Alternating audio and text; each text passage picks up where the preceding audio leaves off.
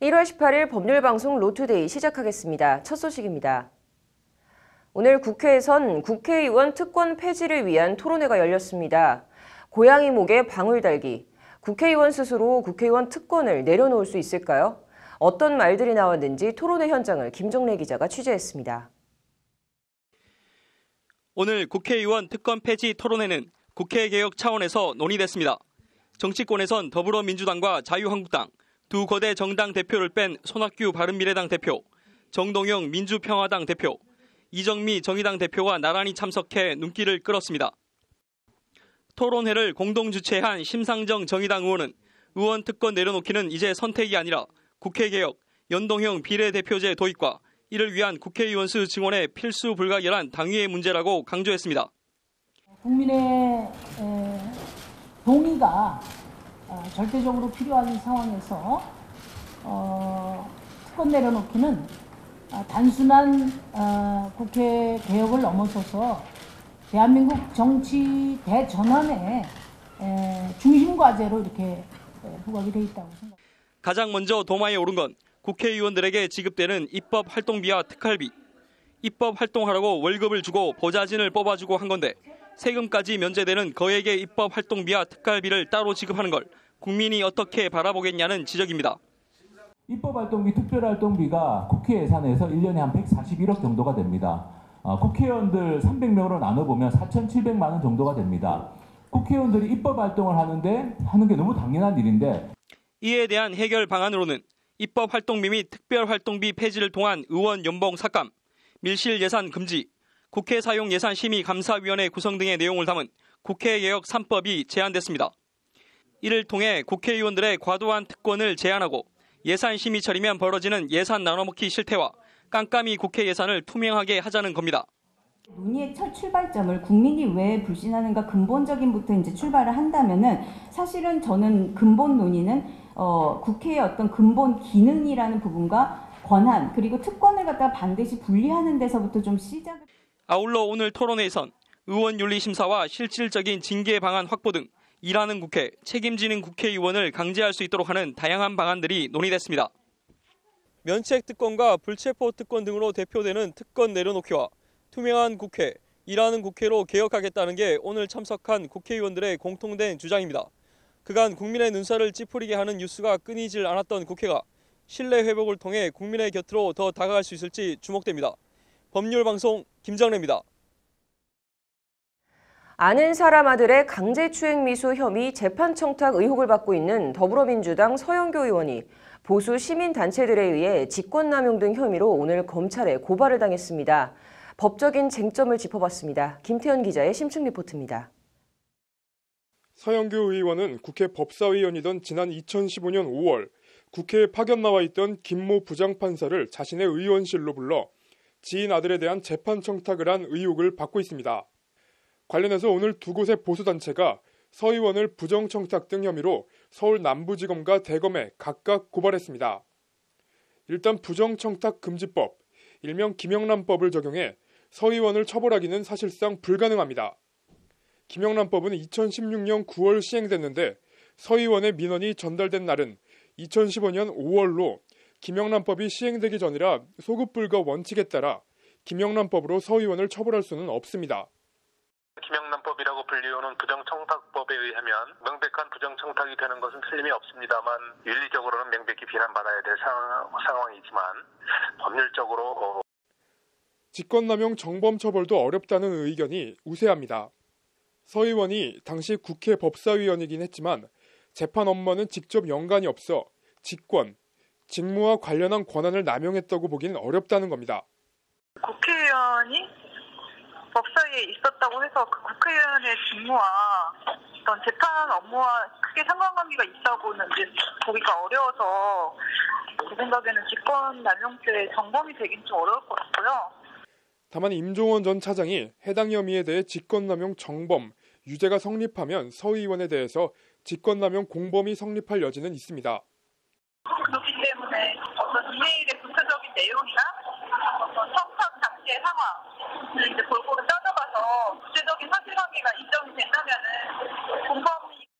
다만 이 경우에도 서 의원이 임 전 차장이나 담당 재판부에 직접 청탁한 것도 아니고 청탁 물증이 있는 것도 아니어서 서 의원이 혐의를 부인할 경우 처벌이 어려울 것이라는 전망이 지배적입니다. 서영교 의원은 사법적 처벌은 물론 당에서도 별다른 징계를 받지 않을 것으로 보입니다.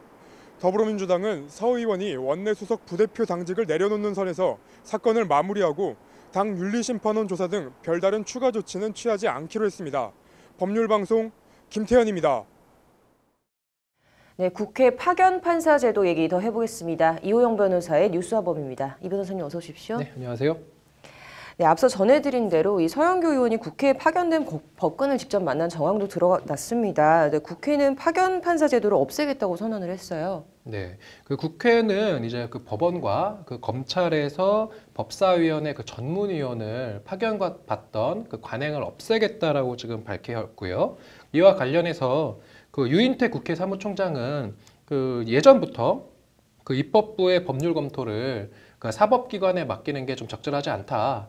그래서 국회 사무처의 직원으로 하여금 그 전문위원을 임명하겠다라는 입장을 계속 밝혔는데 이번에 그 입장대로 이제 전문위원도 그 이제 법원과 검찰이 아니라 국회 직원을 임명을 하겠다 이렇게 지금 이제 진행이 될 것으로 보입니다. 그렇다면 이 판사 파견 제도 변호사님께서는 어떻게 보십니까? 저는 사실 그 전문위원 제도는 오히려 유지가 되어야 되는 게 아닌가 이런 생각을 하거든요. 왜냐하면 법사위라는 것이 그 이제 법사위의 그 이제 기능은 관련된 그러한 법들은 우리나라에 발의되는 모든 법안들이 소관 상임위를 통과하면 법사위로 다 오거든요.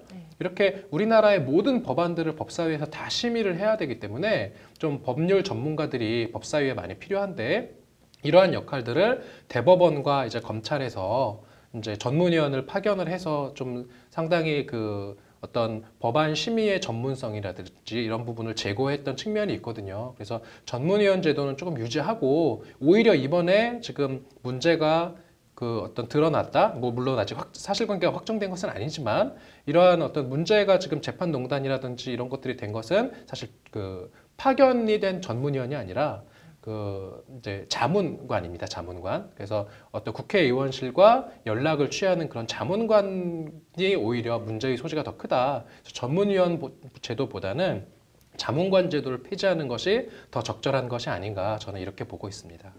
네, 그럼 이 같은 문제 해결을 위해서는 어떻게 해야 될까요? 사실 이런 문제의 근본적인 원인 중에 하나는 뭐냐면 법사위원이 그 자신의 직위를 좀 남용하는 그런 문제인 거거든요. 특히 그래서 이것을 좀 해결하기 위해서는 어떤 파견 판사나 파견 검사 제도를 없애는 것도 중요하지만 저는 그 법사위원회 어떤 그런 자격과 관련된 제한을 좀 둬야 된다고 생각합니다. 그래서 형사재판을 받고 있는 국회의원 같은 경우는 법사위원회 어떤 임명될 수 없게 하고요.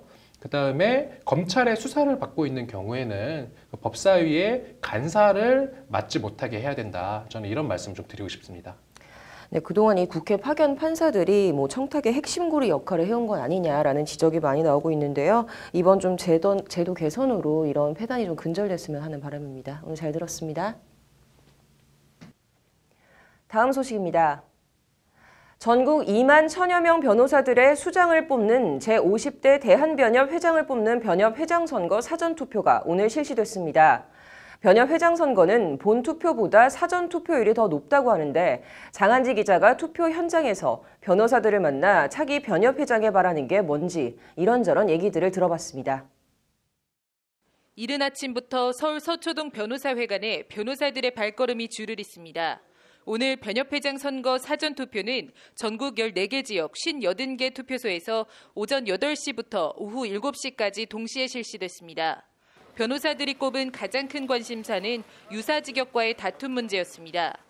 그러니까 유사직역 침탈에 대한 문제와 또한 그 변호사가 아닌 사람들이 법률 사무를 하는 문제가 가장 심각한 문제라고 생각합니다. 유사직역하고 또 이렇게 서로 어떻게 보면 국민들 보기에는 밥그릇 다툼처럼 보이는 그런 직역 침탈에 대한 대응 이런 문제도 갈수록 포화 상태에 이르고 있는 변호사업계 현실도 차기 변협회장에 관심을 갖게 하는 요인입니다. 아무래도 이제 시장도 뭐 어려워지고 그리고 뭐 그 경기도 되게 나빠지고 그리고 이제 좀 수도 많아지다 보니까 그러니까 뭐 취업 문제라든지 아니면은 뭐 법률 영역 자체가 좀 많이 뭐랄까 정체돼 있는. 사법행정권 남용, 재판거래 파문으로 촉발된 법조계에 대한 전반적인 사법 불신도 후임 변협회장이 짊어지고 개선해야 할 큰 짐입니다. 예, 그 작년 한 해 그 사법농단으로 많은 이제 그 이슈들이 있었는데요. 우리 법조 3리라고 할 수 있는 우리 변호사의 역할도 상당히 중요한 것 같습니다. 그 차기 협회장님이 당선이 되신다면 그런 부분들에 대해서도 함께. 사법농단도 문제도 있고 뭐 검찰의 또 여러 가지 문제도 지금까지 있어서 개혁 요구가 높지 않습니까? 그거는 당연히 대한변호사협회에서 앞장서서 해 나가야 될 일로 저는. 이번 변협회장 선거엔 이찬희 전 서울변회 회장이 단독 후보로 출마했습니다. 투표장을 찾은 이 후보는 변호사들과 일일이 악수를 나누며 지지를 호소했습니다. 단독 출마한 이 후보가 변협회장에 당선되려면 선거권자 총수의 3분의 1 이상, 현재 변협회원이 2만 1,000여 명 정도 되니까 최소 7,000표 이상의 찬성표를 얻어야 합니다. 여러 명이 출마해 상대 후보를 꺾으면 되는 것보다 훨씬 어려운 선거라는 게 법조계의 중론입니다. 전체 유권자의 3분의 1을 얻어야 된다는 부담감은 있지만 이번 기회에 우리 변호사들이 갈등 없이 화합하는 기회가 돼서 오히려 위기는 기회다라는 말씀을 꼭 실천해 보이도록 하겠습니다. 법률방송 취재 결과 제47대 선거 사전투표율은 31%, 본투표율은 25%, 제48대는 사전투표율 30%, 본투표율 28%, 제49대 사전투표율은 34%, 본투표율은 21%로 사전투표가 본투표보다 더 높은 투표율을 기록했습니다. 전통적으로 그 조기 투표율이 더 높습니다. 왜냐하면 그 투표를 하고 편하게 주민을 맞자는 그런 심리가 있는 것 같습니다. 그래서 오늘 투표율이 상당히 높은데. 변협 안팎에선 오늘 사전투표 집계율이 나오면 이찬희 후보의 당선 여부에 대해 어느 정도 예측할 수 있을 것으로 보고 있습니다. 사실상 본게임과 다를 바 없는 사전투표의 결과가 주목되는 가운데 변협은 오는 21일 본투표를 실시할 방침입니다. 법률방송 장한지입니다.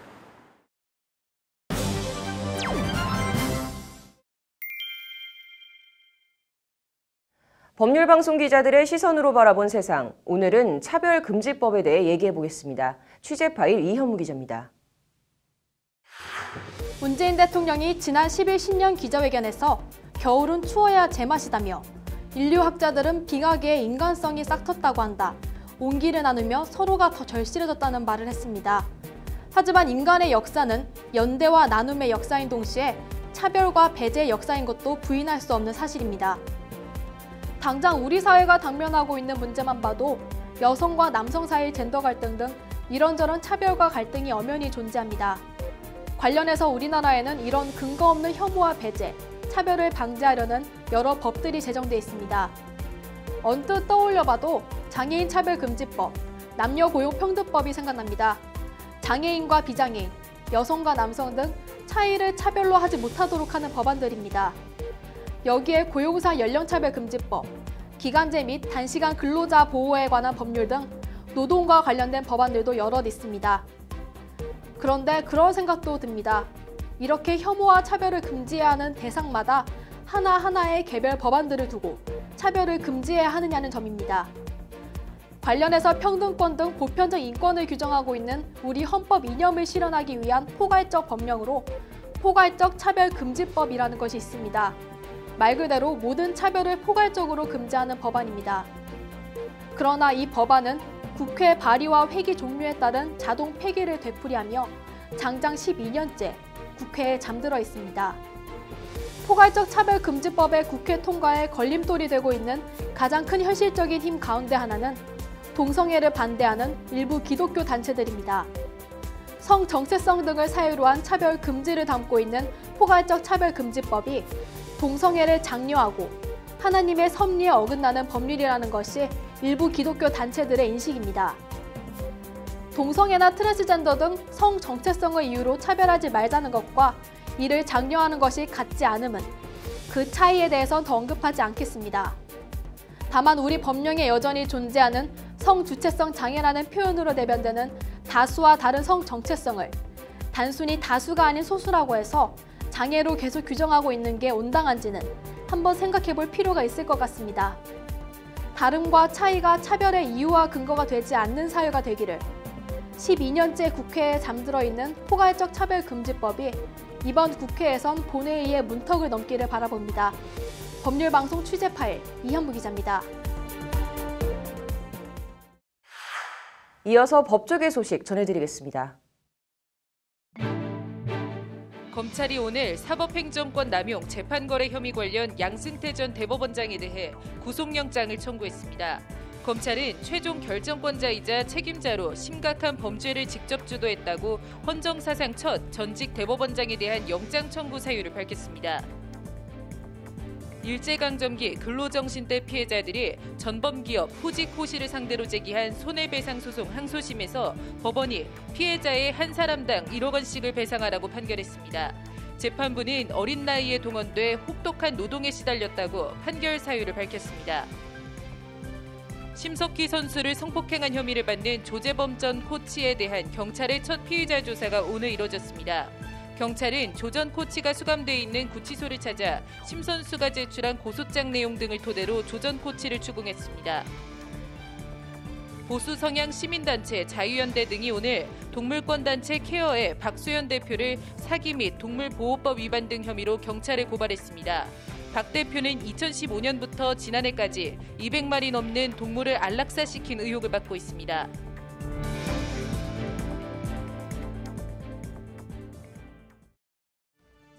(1월 18일) 법률방송 로투데이 여기서 마치겠습니다. 시청해주신 여러분 고맙습니다.